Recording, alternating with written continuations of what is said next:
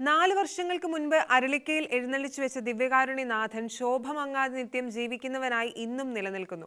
കോഴിക്കോട് രൂപതയിലെ വയനാട് പിഒ ഭവൻ ധ്യാനകേന്ദ്രം പുത്തൂർ വയലിലാണ് ഈ ദിവ്യകാരുണ്യ അത്ഭുതം. ഇവിടുത്തെ കൈകെട്ടിയ ഈശോയുടെ തിരുസ്വരൂപവും മറ്റൊരു അത്ഭുതമായി തുടരുകയാണ്.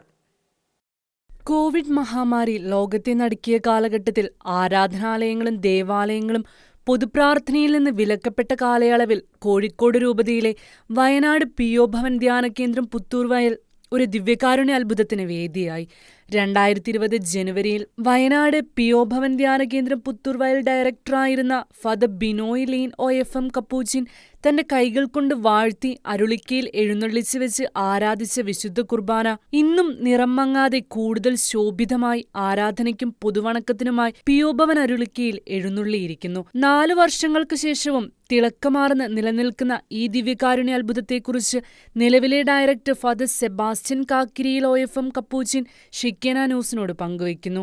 4 വർഷങ്ങൾക്ക് മുമ്പ് എഴുന്നള്ളിച്ചു വെച്ച തിരുവോസ്തിയിൽ സജീവനായി ദിവ്യകാരുണ്യനാഥൻ ഇന്നും ജീവിക്കുന്നു. കോവിഡ് കാലം 4.5 വർഷങ്ങൾക്ക് മുമ്പ് ബിനോയ് ലീൻ അച്ഛനെടുത്തു വെച്ച ആ ദിവ്യകാരുണ്യം ഇന്നും ഒരു കേടുപാടും കൂടാതെ ഇന്നലെ എടുത്തു വെച്ചതുപോലെ ഒരു മുറിവോ ഒരു പൊടിയോ ഒന്നുമില്ല, പുതുപുത്തനായിട്ട് ഈശോ ഇരിക്കുക. ഈശോ ഇന്നും ആ ദിവ്യകാരുണ്യത്തിൽ സജീവനായിരിക്കുക, ഒരു മാറ്റവുമില്ല. ജീവിക്കുന്ന ദൈവം 4.5 വർഷം ചിന്തിച്ചു നോക്കും, ഒരു രീതിയിലുള്ള ഒരു മാറ്റവും ഇല്ലാതെ ഈശോ. ആ ആരാധനയിൽ അനേകർ വന്ന് നമ്മൾ നടക്കുന്ന നേരങ്ങൾ എത്രയോ ഭാഗ്യം ചെന്നെന്ന് ഞാൻ പറയും. ജീവിക്കുന്ന ഈശോയെ കണ്ടുകൊണ്ട് നമുക്ക് ആരാധിക്കാൻ സാധിക്കുന്നു. ഞാൻ ബിനോയ് അച്ഛന് ഒരു നമസ്കാരം പറയുന്നു. കാരണം അദ്ദേഹത്തിൻ്റെ ദിവ്യകാരുണ്യത്തോടുള്ള ഭക്തിയാണ് ഇതിൻ്റെ പിന്നിലെന്ന് സത്യമായിട്ട് ഞാൻ പറയും. അതോടൊപ്പം കൈകെട്ടിയ ഈശോയുടെ തിരുസ്വരൂപം പൊതുവണക്കത്തിനായി പ്രതിഷ്ഠിച്ച് നൊവേന ചൊല്ലുന്നത് കേരളത്തിൽ കൊല്ലം രൂപതയിലെ തൂയം ഇടവകയ്ക്ക് ശേഷം പുത്തൂർ വയൽ പിഒ ഭവനിൽ മാത്രമാണെന്നതും മറ്റൊരു സവിശേഷതയാണ്. ഇത് മറ്റൊരു അത്ഭുതങ്ങളുടെ പെരുമഴയാണെന്ന് director father Sebastian Kakkiriyil OFM Capuchin പങ്കുവച്ചു. കൈകെട്ടിയ ഈശോയുടെ മുൻപിൽ വിശ്വാസത്തോടെ നൊവേന ചൊല്ലി പ്രാർത്ഥിച്ചാൽ അത്ഭുതം നടക്കുമെന്ന് ഫാദർ സെബാസ്റ്റ്യൻ കാക്കിരിയിൽ ഷിക്കേന ന്യൂസിനോട് പറഞ്ഞു. ഒത്തിരിയേറെ മക്കള് കടന്നു വരുന്നതും അവർ ഭക്തിപൂർവം ഈ നൊവേന ചൊല്ലിക്കൊണ്ട് അവരുടെ കെട്ടുകൾ അഴിയുന്നതുമായിട്ടുള്ള വലിയ അത്ഭുതങ്ങൾ ഇവിടെ നടക്കുകയാണ്.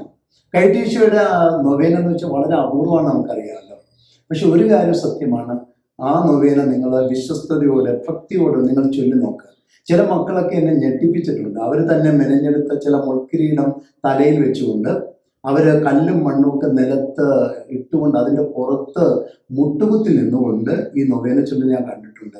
കാരണം പീലാത്തോസിൻ്റെ അരമനയിൽ നമുക്കറിയാം 2000 വർഷങ്ങൾക്ക് മുമ്പ് ഈശോ മരിക്കുന്നതിന് മുമ്പ് ഒരു രാത്രി മുഴുവൻ അർത്ഥനഗ്നനായ ഏതാണ്ട് 6000-ലധികം അടിയേറ്റ്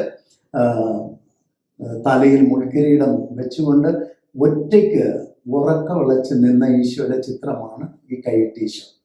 അപ്പൊ ഈശോ നൽകുന്ന സന്ദേശം എന്താണ്? ആരൊക്കെ എന്നോടൊപ്പം, അന്ന് എന്നോടൊപ്പം ആരും ഇല്ലായിരുന്നു, ഇന്ന് എൻ്റെ സഹനങ്ങളിൽ പങ്കുചേർന്നുകൊണ്ട് ആരൊക്കെ എന്നോടൊപ്പം നിൽക്കുന്നു അവരുടെ കെട്ട് ഞാൻ അഴിക്കും. അത് ഇന്ന് അക്ഷരാർത്ഥത്തിൽ സംഭവിച്ചുകൊണ്ടിരിക്കുകയാണ്. Church desk, Shekinah news.